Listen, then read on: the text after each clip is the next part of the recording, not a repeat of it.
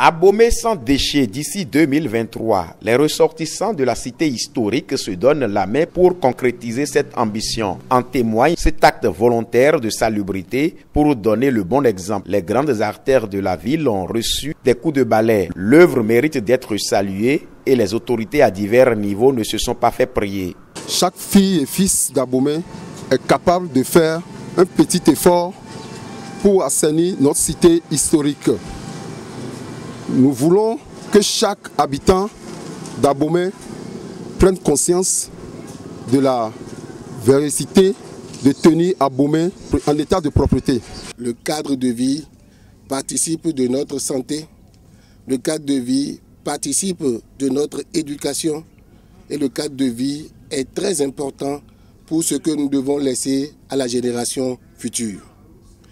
Abomey est une ville stratégique pour le ministre du cadre de vie et vous le savez bien que dans le programme d'action du gouvernement, Abomey va connaître sous peu le projet asphaltage.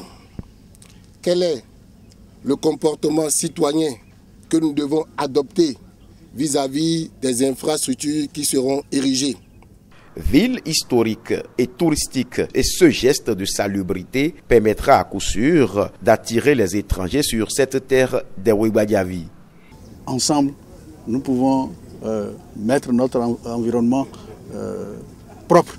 Nous pouvons nettoyer les infrastructures que nous disposons dans cette ville, chef-lieu du département du Zou. Comme vous savez, la ville d'Abomey est une ville historique et par conséquent une ville touristique.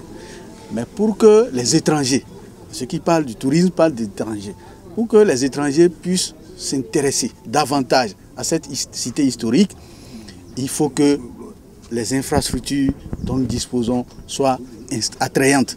Et pour que cela soit, nous devons donc déjà les nettoyer. On n'a pas besoin de grands moyens nécessairement. Vous voyez, la volonté seule suffit en grande partie. Et c'est ça que nous avons commencé ce matin et je crois que ça doit pouvoir continuer. Un geste qui doit être pérennisé, en témoigne cette cérémonie de remise de matériel aux différents bénéficiaires.